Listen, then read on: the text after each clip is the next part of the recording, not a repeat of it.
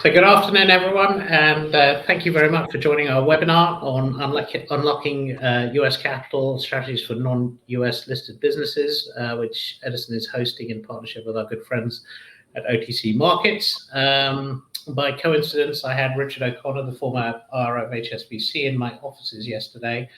And I did ask him the question of what he found the difference to be in marketing to European investors and US investors, and his response was, "Well, the US is filled with optimism, a place where the glass is often seen as half full," which I think would make a welcome change from the slightly more somber domestic roadshow scene.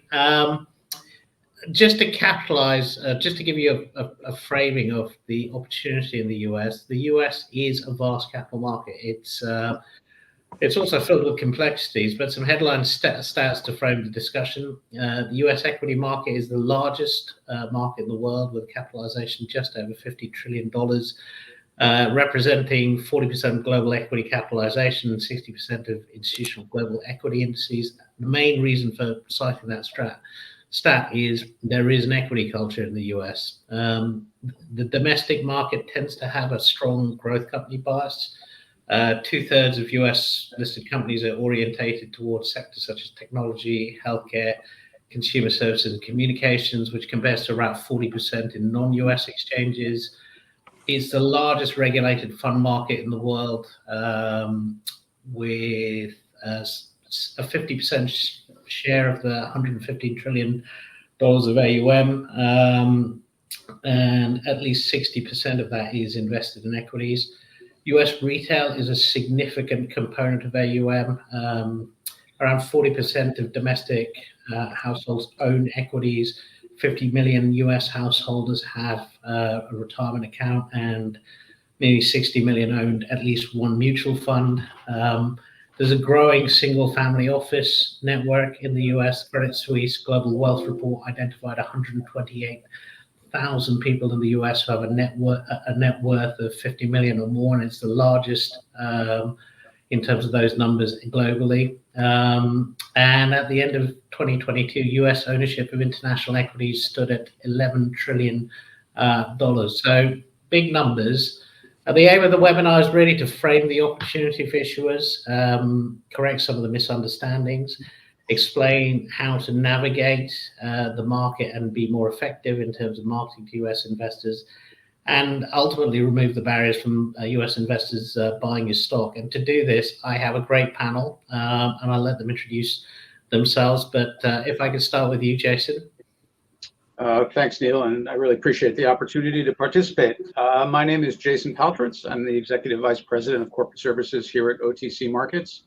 30 years of a career in cross-border equities, clearing, custody, collateral management, Citibank, JP Morgan, Bank of New York, and now here. We are the largest stock market in the US for non-US equities. We have more companies from outside the US. About 85% of the companies on our market are the Roche, Adidas, Heinekens of the world that want access to those US investors, but do not want to be listed on a national exchange. They're already listed in their home market. They're national champions. They don't want to be SEC reporting, Sarbanes-Oxley compliant, and do all the bad stuff that goes with being dual listed on the US exchange. And so we give investors the opportunity to invest in those securities, and we give issuers the ability to access those investors all in a very cost-effective and efficient manner. And I'm going to turn it over to Sean, who's one of our clients. Maybe we'll just go that way. Thank you, Jason. Thank you, Neil, and thank you very much for having me on the webinar. And it's a great pleasure to be here. My name's Sean Wade. I'm the CEO of Power Metal Resources PLC.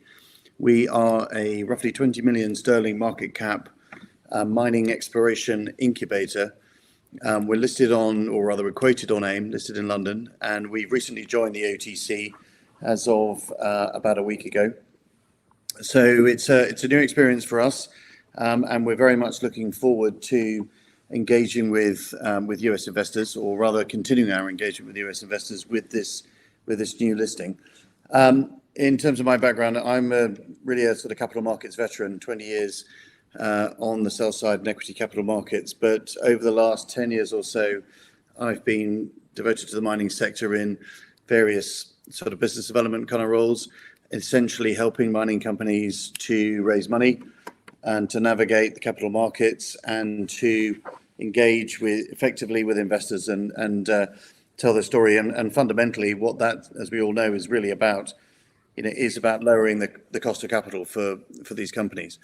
And so hopefully I have a little bit of an idea about what could be achieved with effective investor marketing, and that's one of the reasons why we're so excited to be involved with the OTC, because Neil quoted those numbers at the top, which really are quite staggering in terms of scale. And what's important for us is to engage with that market, to tell our story effectively to US investors, and obviously to encourage people to invest in our stock, and by so doing, lower the cost of capital and increase the opportunity for all of our investors. So, as I said, very excited to be here, very pleased to be part of this presentation, and very keen to engage in this conversation. Thank you. With that, I will hand to Randy. Yeah, so I'm Randy Barron. I represent a firm out of New York called Pinnacle Associates. We manage $8 billion in total, long only. So we don't really short, no derivatives per se, or minimal. And I run all of our international and global strategies.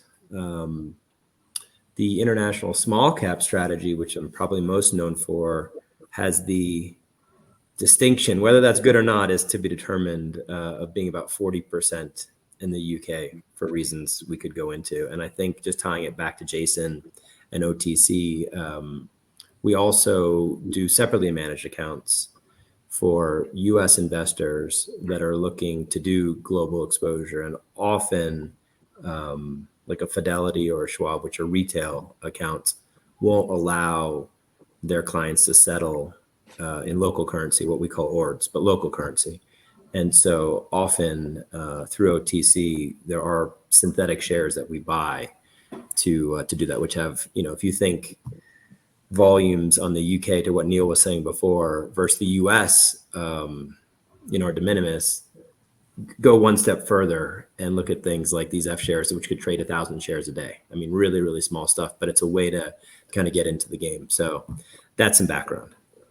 Thank you, Randy. And let me start by I have been working with companies for the last 15 years in terms of taking them out to the US market. And there are some common misconceptions that we tend to hear. Often companies, if today small cap in the US is $6 billion and below. And often people feel that I'm too small to get noticed in the US market, but that really isn't the case. We have run roadshows for companies which, are 100 million pound market cap companies, limited free float, and been able to do, 4 or 5 full days of meetings. And the real trick is to make sure you're very clear about the type of audience that you're going to get into. So if you're probably right that you're not going to be able to hit Fidelity in Wellington or certain parts of Fidelity in Wellington, in Boston, in New York, when you're that kind of market cap size. But there is this really big pool of capital outside of those sort of sectors, and lots of smaller fund managers, lots of private wealth managers, family offices, retail. And Sean, I think what I as an issuer, I think you've got experience of this, and that you're tapping a very different type of audience in North America. Could you perhaps elaborate on that for us? Yes, thanks, Neil. Yeah, no, my pleasure. I mean, look, it's a few things. The way that the UK, the AIM market tends to work is very, very retail oriented. It's very, very difficult to get any kind of institutional engagement, at this level. I mean, when I say this level, I suppose I'm talking about micro caps rather than small caps, and that's been the case for some time, and that's kind of problem number one. Problem number two, I think, is that a lot of the capital that used to be available to companies with a high risk profile like us, doing exploration mining, has kind of vanished, and I suspect much of it never to come back. We've had a very risk-off environment for some time, obviously, with the changes in the interest rate cycle, but also the COVID or the post-COVID impact of a lot of capital that came in and has perhaps not performed and has come back out again. Other potential risk assets that people would look at, crypto being an obvious one. So therefore, the kind of addressable pool of capital that an AIM-listed company can really go for is small, it's diminishing, and it's very, very heavily regulated compared to what I think it was set out to be. I mean, Jason, you mentioned the Sarbanes-Oxley requirements and so on, and that obviously is off-putting from the point of view of a big listing. But a lot of these requirements are quite, nonetheless, still quite onerous at the the very small company level, even on AIM. So there is it's difficult to really get a lot of traction in this market. So you have to obviously expand your universe of potential investors, and this is what OTC does. Now, just as a bit of background and to more directly answer your question, we raised some money more or less a year ago, and that was cornerstoned by Rick Rule, who I suspect a lot of the people who are watching will have heard of. For those who haven't, he's a very well-known resource investor, and somewhat of a guru in our space. And we were obviously delighted to book him onto the register. And along with him come a lot of investors who follow his advice and obviously like to listen to his media and his promotion of the companies that he owns. We also go to his symposium in Florida every year, which is coming up in July. Now, with those investors, some of those are very sophisticated and are quite able to deal cross-border, have the rights and the broking arrangements, but obviously a lot of them don't. And if you make life difficult for investors in terms of trading your stock, then you're not going to get anywhere. It's an incredibly competitive market, and if it's difficult for people to invest, they won't do it. So what OTC gives us in that respect is that ease of investment. So I can now market to these investors either with Rick and his organization, or obviously independently, and also through OTC and others.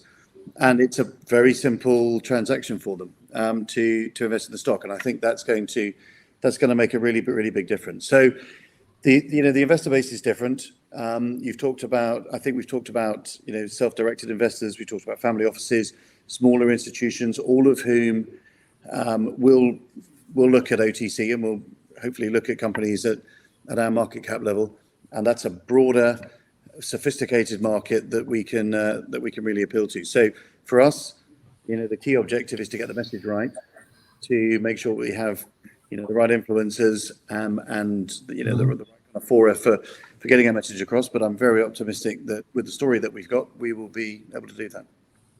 Thank you, Sean. And in terms of a sense of timing, we are seeing initial signs that the US investor is looking to diversify. It's been a good year if you were sort of in large cap tech, but that looks to be sort of flattening out. And we are seeing a pickup in interest in international equities. Randy, you've been a long-term, I guess more people joining your bandwagon. So, as a US investor, what's the appeal effectively for you looking outside of the US? Valuation, right? That is the North Star. And if you look at, just to use the UK as an example, I mean, since Brexit, the United Kingdom and its markets have been a global pariah for a host of reasons. Mm-hmm. But today, and I talked about this in my year-end letter, that valuation disconnect has gotten to such a point where it's basically 40% cheaper on a relative basis than the MSCI index, which is the benchmark that's used. These things come in cycles. So, for example, last year, Japan had an outstanding year. In part, that's because of the pains that China is going through in a regional rotation, but it's also because it was out of favor for 2 or 3 decades. Mm-hmm. And, sometimes things get too cheap. There was a time, Neil, when you and I were talking in London, and I think I said something like, even mushrooms grow in the dark, right? And so the idea that you can find value where others can't is, for someone like me, an active manager, that's the appeal. If you look at the current trend, obviously like the FTSE 350 will always have 350 components to it. But like the FTSE small cap on a pro forma basis for the deals that have been announced this year, it's not going to exist by 2028 if you just kind of continue that trajectory. And so at some point that stops. Last year, in the UK, you saw a host of financial players coming in, private equity mostly.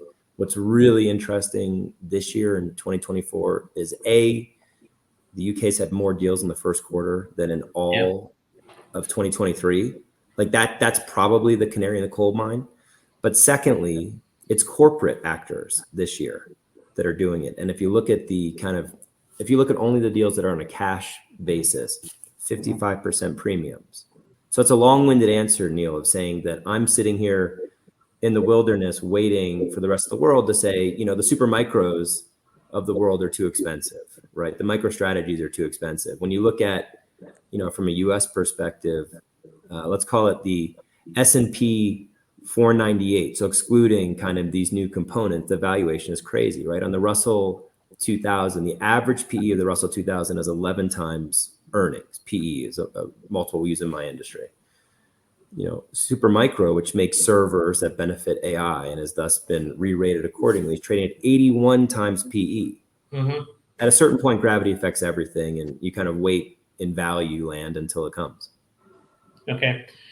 And Jason, tied to that, this valuation differential that we're all aware of, that the US domestic stocks trade at a significant premium to both Europe and the UK.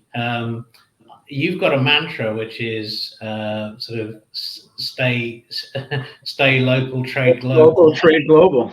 Yeah, and because you do have this debate with UK companies. There was Bloomberg story this morning that Ocado should consider was contemplating listing in the US. I'd love to get your perspective on that, which is, should you come and list in the US to access US markets, or is your pitch that there's an easier way or a better way of doing that? Well, our pitch is there's an easier and better way. And if you think about, the genesis of this business really started post Sarbanes-Oxley, and the first clients when we started this were all New York Stock Exchange D-lists of mega cap global brands. So Danone and AXA, BNP Paribas, others that were listed in New York Stock Exchange, but also on their home market, that effectively looked at the regulatory environment and said, why am I going to pay for duplicative reporting and create an entire infrastructure of lawyers and accountants and people to guide me on US disclosure when I already have UK or Swiss or French disclosure, which quite honestly was probably better or just as good anyway. And so the whole concept of the foreign private issuer exemption, for those of you that want to know, 12G32B, really came out of that, saying that so long as you were listed on a qualified foreign exchange and current in your disclosure locally, the SEC recognized that they wanted US investors to be able to have access to these securities, and created this mechanism that allows issuers listed on these exchanges, AIM and LSE and Euronext around the Euronext world and all the others, to be able to have their securities trade here without having to go through the cost and complexity, which quite honestly is probably not good for shareholder value anyway, right? Spend all of that money. When ARM listed, they disclosed $87 million in legal and accounting fees. That's a lot of money. I realize Sean has talked about the complexity and maybe cost of an AIM listing, but it's significantly less still than a NASDAQ or US listing. And so to be able to access those US investors and to be able to do it in a way that's much more cost effective, but also allows you to fly your national flag, right? If you're a proud British company or a proud French company or a proud German company, why do you want to give up give that up just to spend all of the money, the added D&O insurance, the added risk, all the stuff that comes with that, just to be listed, if you can still have access to those investors in a more efficient way. And so from that start, right, we've gotten to a point where we have, close to 2,000 companies listed on either our venture or our main market, 85% of which are non-US, from over 30 countries. That simply, and again, from Roche at the highest end, the Roche, Adidas, Heinekens of the world, all the way down to Sean's company, all looking for the same thing, being able to be visible and tradable, right? You want visibility and tradability. And if you can do that in an efficient way where you're, a fiduciary responsibility as a CEO and a board, and you can get all of that, then why wouldn't you? Now, add to that the fact that you can bridge that valuation gap by increasing your exposure to U.S. investors and having more of them trading in your security and finding the benefit of the discount, if you will, in the UK versus a U.S. peer. And then you overlay on top of that, and Randy talked about F shares, the fact that all of those F shares, quite honestly, you don't see a lot of volume printed here because most of that trading takes place back in London. And so a U.S. market maker is quoting an F share and is obligated to take that order from a U.S. investor.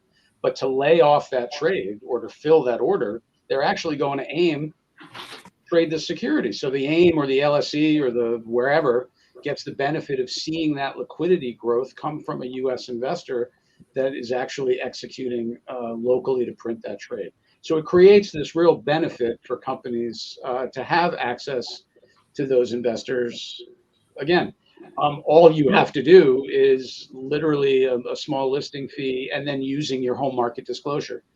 So you don't have to be SEC filer. You don't have to be Sarbanes-Oxley compliant. You don't have to reconcile the US GAAP. You don't need to take on the additional D&O insurance. If you're a semi-annual reporter, you don't need to be a quarterly reporter per US custom. And so it becomes a real efficient mechanism to take advantage of, to your earlier point, Neil, all the investors in the U.S.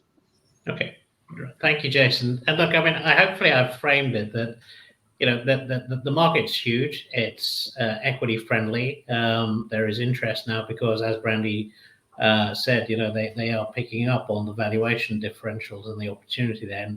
And so I think that the opportunity is there. We would hopefully convince you that you do not need to be a mega cap to go out into the US market. Brandy, if I could ask you, I mean, if someone is then convinced that I want to start to, get out and broaden my investor base and start meeting, some US investors, when you first meet a company, what do you like to see about them? What is it that you're trying to, if a company had to sort of present itself to you in the first meeting, what are you looking for? Well, I think that's a really important point, Neil, because from what I've heard, and this is anecdotally just from management, what the UK, let's call investor, we're talking professional buy side. So, an analyst in the UK versus an analyst in the US, the analyst in the UK tends to be much more generalist. So in other words, and again, this is just anecdotal, I've been told more than once that the level of depth that we get into in a boardroom in New York versus a boardroom in London tends to be a little deeper. Yeah. Obviously, that's a generalization, but I think directionally it's correct.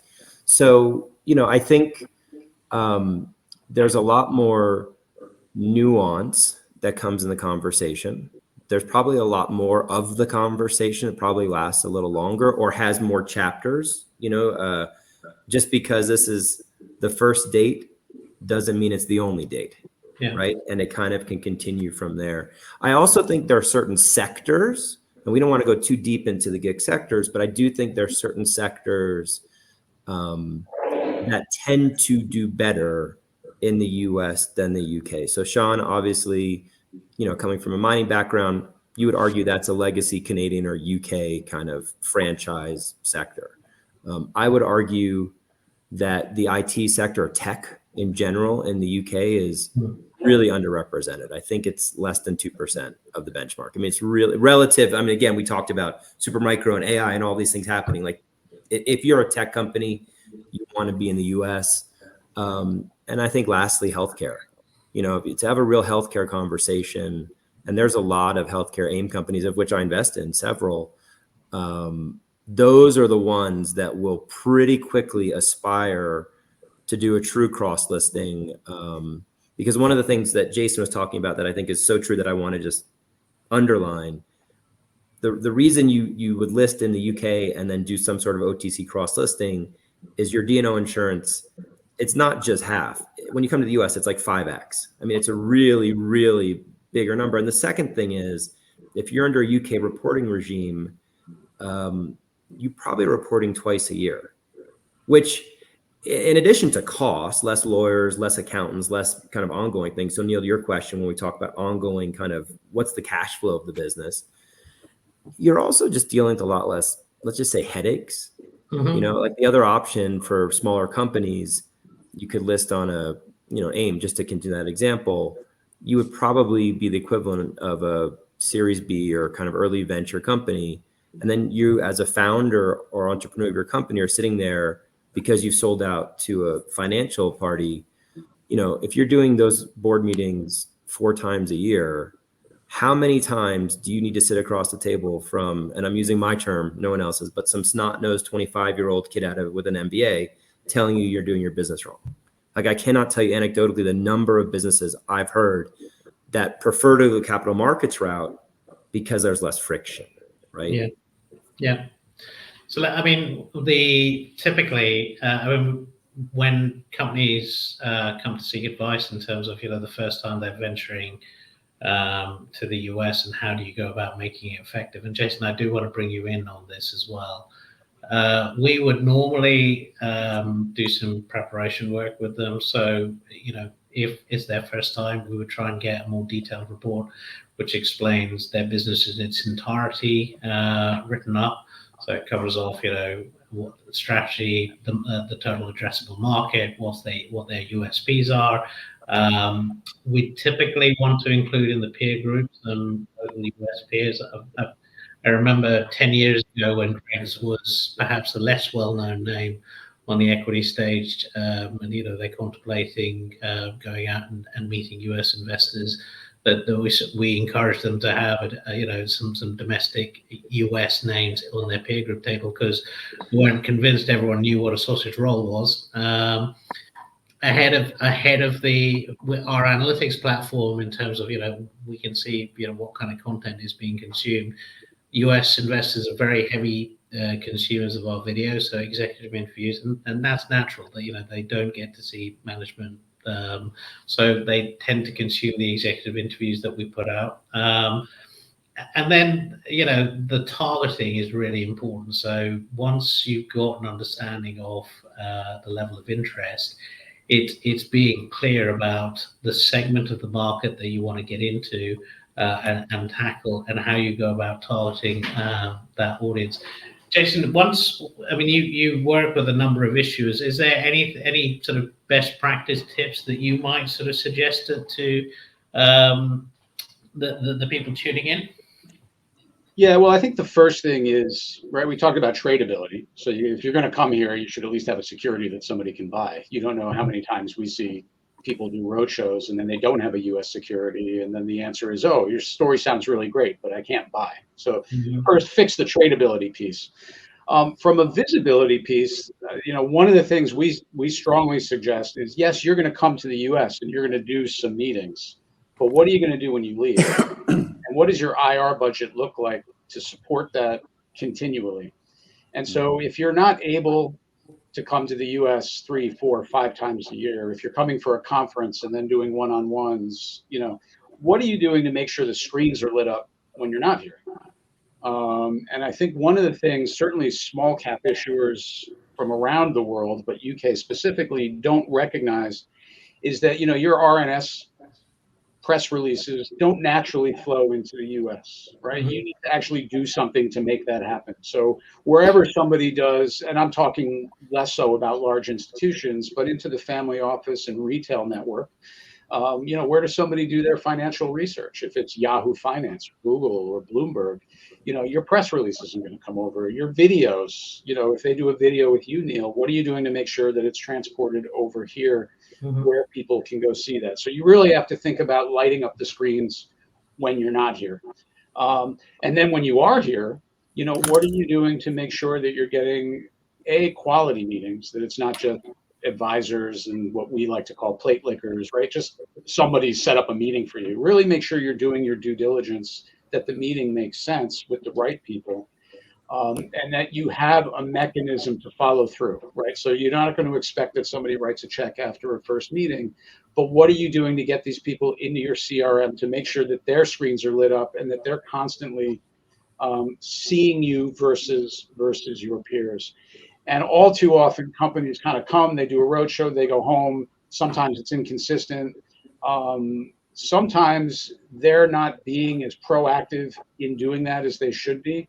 So yeah, we can say you're a small cap, maybe Fidelity is not going to buy you, but you need to recognize that Fidelity is a very large organization. And maybe there's not one portfolio manager within Fidelity, but there's a ton, and there's managed account business, and there's retail business, and you need to be thoughtful about where you're going, and do your research to make sure that even within that, there are people that you can see. The last thing I would say is you might not be covered by U.S. Sell side, right? Oh, I'm too small for U.S. sell side. That doesn't mean that those people won't meet with you. Maybe they cover your peers. Maybe the equity sales guys are just looking for something unique and different. And you shouldn't just discount that, generally speaking. Also, with some of the larger bulge bracket firms, they do have kind of family office retail events and things that they do around the country. So you don't need to limit yourself to Boston, Toronto, Los Angeles, San Francisco, New York. There's a lot of money in Tulsa and Dallas and Denver and Houston and all sorts of different places that if you're going to go to a conference, that you should think about how do you build out in that region to see some of those people as well. And Neil, if I could just add to that, I do think for smaller companies, outsourcing investor relations to a local firm or even a PR firm, right, that has a framework. Jason mentioned a CRM system. A good IR firm is going to know, even within the larger ship, who has a small cap team, who has small cap value, who has small cap growth. So you don't want to just throw spaghetti against the wall to see what sticks. You want to be targeted. But the other thing I would say is, and I know this sounds so counterintuitive, but just because you execute on the business doesn't mean it's going to be known. What I mean by that, and I do this professionally, I cannot tell you the amount of RNSs that slip through my feed. Often they're not picked up on the trading screens, right? This is not the same thing as PR Newswire, which is what we use in the US, or an 8K. Typically, if you're a foreign filer, a 6K will not come and meet the same thresholds as it would in the US with an 8K. That's way too in the weeds for this purpose. But the point is, you can be executing your story and me sitting in New York, I may not know it. You can't assume just because you put out a regulatory news update that it's going to be known, because it does not get picked up the same way a press release does in the US. And I'm just going to add one more thing to that, because US investors, the press releases that they like to see and the way US press releases are written, significantly different than how an RNS would be written. And so sometimes you actually need to tailor your releases to a US audience. It's not enough to do an RNS. They read differently. And they read differently because the lawyers in the UK are much more conservative than the lawyers in the US.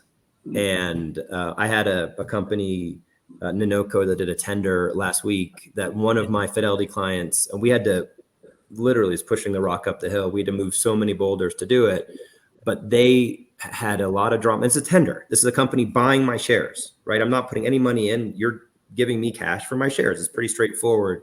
The lawyers in the UK added a layer to say that the purchaser needed to be a QIB, a qualified institutional buyer.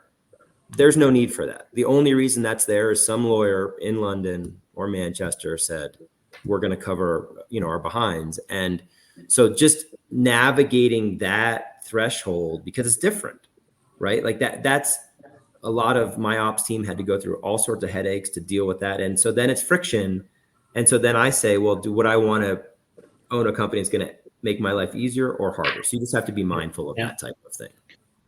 Sean, I do want to bring you in. I just we're going to run for about 10 more minutes. So if there's anyone who's listening and wants to ask questions, please do, because I do want to leave some space for some Q&A. Sean, if you want to add what you have on that. Look, I certainly do, Neil. Thank you. And look, there's some really, really great points there and some fantastic advice, I think, for all of us, for all issuers from Jason and Randy on that. And I think just to echo, I think the comment that Randy was making that really landed with me was this idea that, you can report all you like, but it's not necessarily going to get noticed. I've said this to dozens and dozens of CEOs over my career, that there is a very big difference between a company with a very good story that is executing exactly on its objectives and a company whose shares go up.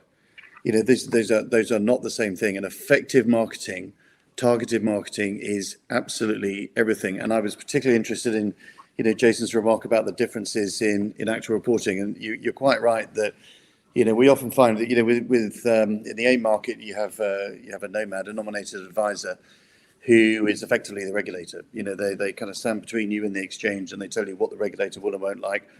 And no surprise, which side they tend to err on that. And we have an excellent relationship with our nomad. They're very commercial. They help us a lot. But it's a relationship that is necessarily very, very sort of compliance oriented, and they will take out all the hyperbole from your RNS. We're not very excited about this. We're pleased. We're not. This isn't a spectacular result. This is an in line with expectations result. Whatever. And it's really important that when we talk to particularly investors who've never heard about us before, obviously that we manage expectations. We don't overdo it, but that we very, very clearly set out what the value proposition for the business is, because business power metal is quite a difficult business to value. We at the moment, we don't have a sort of distinct earnings stream. We don't have a dividend yield. The traditional metrics that people would look at for valuation aren't necessarily there. You've got to do a lot of work to create effectively an NAV per share or the sum of the parts. And there's only so much I can give you on that with some unlisted elements, of the business and what have you. So, what I found really interesting about talking to US investors is that that's what they're seeking. They're saying, what am I paying versus what is it worth? And bringing into that the variables, the macro, which seems to be very well understood in the US. People are very sophisticated. Their understanding of, the dynamics behind the gold price, for example, critical metals, which may have, defense applications. We talk a lot about tungsten, for example, the carbon neutral transition metals, where we have a lot of exposure. People are very, very up to speed on that. But then taking that down a level into what does it mean for our execution of those things, and how does that translate into a value proposition, is the entire secret of the IR piece. So how do we create the RNSs that are going to land with people, but that are going to help them to understand I'm paying 10 for something that's worth 20, 30 or whatever. So I really agree with the points on outsourced IR, with mapping investors, understanding the market very well, because just, saying, okay, well, now we've got an OTC listing, okay, we have a UK reporting, and I was very interested to have confirmed that, how you're reporting is fine. It will translate over here. But that's as far as it goes. How you actually market your story is going to be different here. And it's going to be a lot more proactive. And I think Randy used the point about the first date. I find it's usually the third date where, you actually, they remember you and ask a question. The first time they don't know who you are. Second time, they might remember you. Third time, oh yeah, you guys, well, let's maybe, think about buying shares. So you've got to keep going. You've got to there's a huge amount of positives you can get out of that early engagement. And it's extremely encouraging. And I think we said right at the top, glasses half full attitude towards investment and equity culture. All these things are there and open, and sort of there's a receptive market, but you've got to give the US investor what he wants, not what you think he should want. And that goes for all investors, of course, but there is a way of doing it in the North American markets, which I think we've covered very well here, and I'm very interested to hear those comments, and I echo them from the issuer's perspective entirely. And the old adage holds: stocks are sold, they're not bought. Yeah. But one of the things that Sean is talking about here is everyone in this call is essentially optimistic, right? Like a good CEO by definition is a salesperson that's going to go out and talk about his business, right? Like someone once said to me, I love job interviews because it's a chance for me to go and tell everyone how great I am. And I kind of like that perspective, right? Like you're in the room, you can tell me about your company. Let's hear why you're excited. Like why should I put a percent of my net worth into this company, right? But what Sean's talking about, and I think it's super important to be aware of, is despite that momentum that you may want, despite that optimism, you're also existing in a paradigm. And so Sean mentioned the nomad, which I should have as well. I think it's a super important additional layer of things that you're going to be navigating. And the only anecdotal example I'll give you is last year in the UK market, I experienced my first fraud in 20 some odd years since MCI WorldCom, which was the WANdisco debacle. And the fact, Stifel, who was their nomad, right? No one, and the regulators came in and did a full investigation and no one was prosecuted there, which from a US perspective, that's wild, right? Like we're like, the salesman literally made up numbers. Like that's malfeasance. But to what we were saying earlier and what Sean was getting into, the nomad is stripping things, the lawyers are stripping things. So all of a sudden, does it become a toothless tiger? It protected them, right? No one's in jail. So that's good. But for you trying to craft an effective message, you have to be mindful of the paradigm that you're living in. And whether you're going to the US or UK or European markets, that's the world you're in. Thank you, Randy. And Sean, I mean, particularly in light of, I guess, Rick Rule cornerstoning you, did you sort of pivot or tailor your content to, the type of audience you were marketing to? Was it different to the decks that you were using in London? Did you use something different in the US? Yeah, I think we did. Yes, we did. We did adapt it, and I think look, one of the way we tend to talk about the company, well, generally, but particularly in the US, is this idea, and Rick Rule talks about it. In fact, I think he just put out some content in the last day or so, referring to us as a merchant bank, a merchant bank in the resources space. Mm-hmm. We get obviously and rightly we're categorized alongside the junior explorers, but we're a number of junior exploration businesses in a manner of speaking. But what we do is we generate public companies, and we're in some respects we're an asset play, therefore, rather than a pure play explorer, and that's a model that's well understood in the US. I mean, obviously Rick made his fortune doing it, and that sort of incubator idea is something that's really well tested in the US markets, and people really understand. It's a slightly harder sales proposition in the UK, which is not really used to that. The UK exploration is about coming to you for money, doing an exploration program that almost always ends in tears, and then coming back and asking for more at a lower price, and hopefully doing it at a higher price as markets pick up.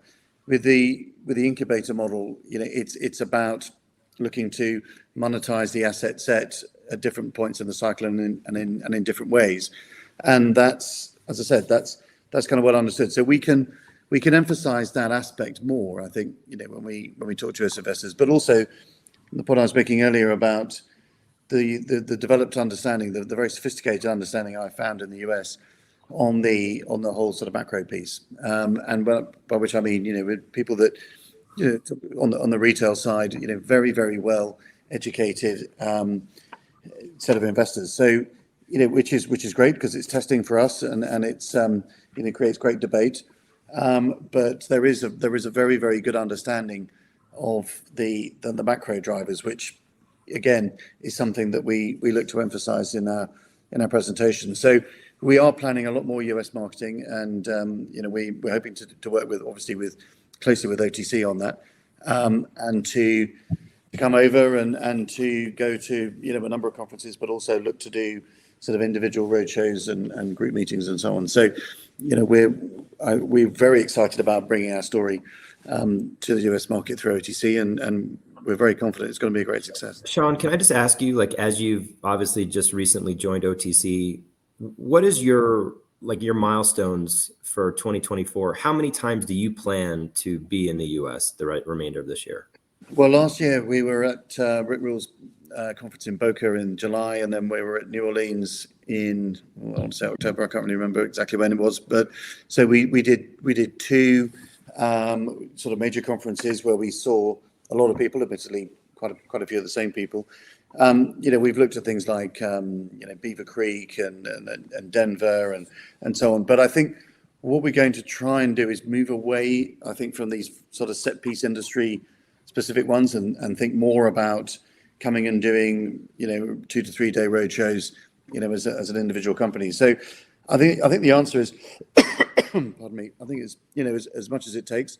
We clearly want to maximize the impact of what is a strategic move for us, OTC, and there's no point doing it sitting back and then just expecting the RNSs to land and people to look at the website. We've got to come out and be proactive. So we'll take advice on and obviously within sensible limits on budget and so on, because we have other travel demands. We spend a lot of time in the Middle East, for instance.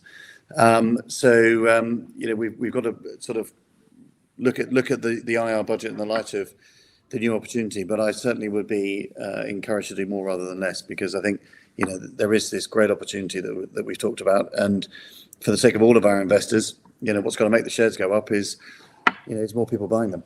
So and as you kind of evolve beyond the conference scene to do more of those 2 to 3 day roadshows, who helps you target? Is it the Nomad? Who's helping, or is it your IR firm? Who's helping you target where you should be going? It's likely going to be outsourced IR. I mean, obviously the Nomads help to an extent. We also have corporate brokers as well, but they tend to be more, understandably, domestically focused.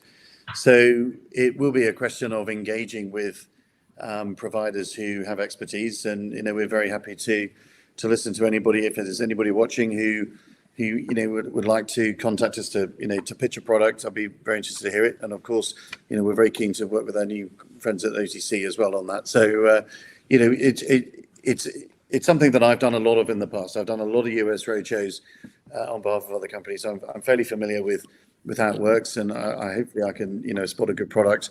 But we are very interested to hear from people who I think could target investors for us and get some results. Good night. Thank you, Sean, and the panel for the conversation. There are questions coming in. So one shows you the connected world that we live in. I actually got a question on my LinkedIn feed rather than the webinar platform. One for you, Jason, and then Randy, if I could bring you on the second one. So Jason, the question via my LinkedIn feed was, what should I be aware of in terms of marketing in different states, and can you explain the idea of blue sky compliance, which hopefully you can? I can. This is a uniquely American thing. Each of the states in the US, aside from federal securities laws, each of the state has their own little securities rules and regulations. One of the benefits, I guess, of being on an exchange, to the extent there is one, is that you're 50 state exempt from these blue sky laws. When you trade OTC, generally speaking, you're not 50 state exempt. Now, this matters. Those state regulations are around retail.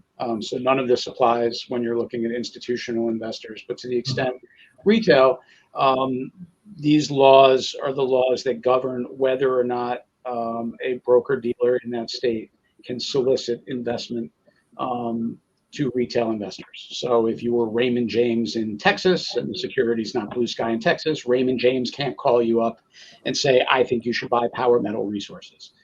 The investor can go to Raymond James and say, I want to buy Power Metal Resources. That's unsolicited. So that's what that governs. When you're on so that's the general OTC market. When you talk about the markets that we operate on the high end, our OTC QX and QB markets, you're getting most of those state exemptions as part of those regulated markets that we operate. So it becomes less of an issue. And so, yeah, it's something to think about. But again, if you're on those OTC QX QB regulated markets that we operate, then it's not really an issue to have to worry about. Okay, and Randy, maybe I can bring you on this because the question is, can you address the research market as it relates to non-US listed businesses? I work for a US broker dealer. dealt with many IROs, outsourced ones in particular, who had a complete aversion to sponsored research. I mean, you're a consumer of the research product, and I guess, what is your view in terms of the research market and the availability of research? And when a company comes to meet you, what are you looking for? Okay. I don't want to be controversial, but MIFTA kind of, I don't want to say it ruined everything, but it showed the future of what it's going to be. The U.S. is going to head that direction as well. We use the term soft dollars, right? Like the soft dollars that I had 10 or 15 years ago versus now, I haven't done the math, but probably 10% or 15%. Yeah. So like, for example, we used to pay for our traders, Bloomberg's with soft dollar business to one of the bulge bracket firms. We don't do that anymore. And there's a lot of reasons as to why. So personally, I actually prefer it when there's not a ton of research, because that means that, like I always had the theory that I would never beat Goldman Sachs with their team of 7 analysts, diving into a telecom, right? Vodafone, for example. I just head to head, I wasn't going to be able to keep pace with that. That having been said, some of the paid for research, Edison's a great example, it's really good. And maybe some of that research shouldn't have price targets. Like I feel like often, especially in my business, like the really impactful research pieces are the 30 or 40 or 50 page thematic pieces, right? Like Sean does a lot of stuff in uranium. Like you could have thought pieces on that. I don't necessarily need you to pinpoint to me what an intrinsic value of a share should be. I can calculate that on my own. But if I want to get educated on a company before they come in so that I know the questions to ask, that's interesting. We're seeing much more small and boutique research. And I think increasingly, especially if you're not a macro cap, the bulge bracket research is becoming less and less useful. It's funny, Neil, that you mentioned LinkedIn.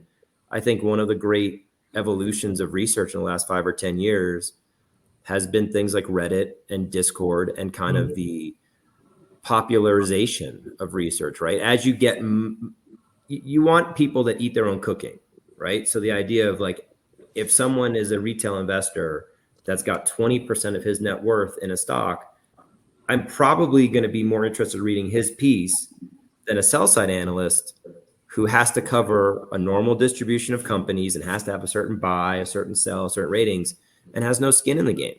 Yeah. Now, there's biases that come with that, but especially versus 10 or 15 years ago, the outlets are much more varied and much more nuanced. Yeah. Can I just add something about research? Because this is an important point, and certainly for small and micro caps coming into the U.S., we actually have a research provider directory. Edison is part of that. And part of the reason we did that is because there's a significant growth in paid for research in the U.S., and a lot of it is actually really bad. And so investors need to be wide-eyed and understand that there are really good paid for research providers, and then there are, in essence, scammers. And companies that want to do this right need to not just go for the cheapest or somebody that sells them. They really need to look at who that provider is. And we look at providers and say, well, if you're going to, here's a good example. If you're taking shares as payment for writing research, and there's a lot of companies that do that in the US, that tends to correlate to research that maybe isn't as good as it should be, right? You have a vested interest in driving up the stock price. And so we do a lot of that work for our issuers that don't quite understand the lay of the land, for being sold a lot of different products and services. And definitely in the small and micro cap space in the US, you really need to be careful as to who those providers are, and that you are doing your due diligence so that you're getting a quality product. Well, look, Jason, I should commend you, because you stuck your neck out there and did a kind of name and shame of certain firms, and because it's detrimental to the issuer community. So it's bad for the business. It's bad for the equity market generally, right? If that stuff is floating around. So maybe I could just add one very quick thing, just to echo something Randy just said. These other channels that have become effective, particularly in retail. I mean, one of the things that is very common, I'm sure it is also in the US, is the retail bulletin boards, which every CEO will tell you on the one hand, it's the kind of the bane of his life because you get a lot of, you don't always get positive feedback, but actually it's a really, really good tool for engaging directly with investors. When we have, a very active Telegram group, for example, and we have a lot of, mostly very, very positive people who own the stock. They comment on what you're doing. They tend to be very knowledgeable. They get very quickly into the RNS. They break it down. There's a lot of discussion, what I often find is if we put out a meaningful piece of news, which would be useful, which is worth following up with an interview, what we'll have is, you obviously put it out at 7 a.m. These guys get alerts. They're up at 7 o'clock. They're telling you what they think about it. So by the time you do your interview at 10 a.m., you know what to address. You know what the questions are. You know what people care about. And you know how, but basically you have your feedback. So it's a really, really effective forum. And I'd love to see, an IR product that takes all that into account and says, this is real time effective feedback on what you've been saying. This is what people expect, and this can help inform the manner in which you want to tell people the next thing, bearing in mind what they thought about it the last time. With a lot of RNS reporting happens in a vacuum, as if you haven't really taken into account what the expectations were from the time from what you said before, and bringing all those things in, whether it's issuer sponsored research, which definitely has its place, and we've used it.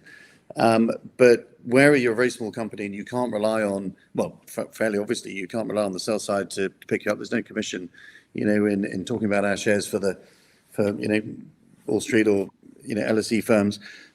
You've got to use all these channels, and it's got to play an important part of the IR piece. So, yeah, Reddit, all those things, very important. Thank you, Sean. And just to add to that, our heritage, we're a UK business, but the US is our second largest readership when we're looking at our sort of content.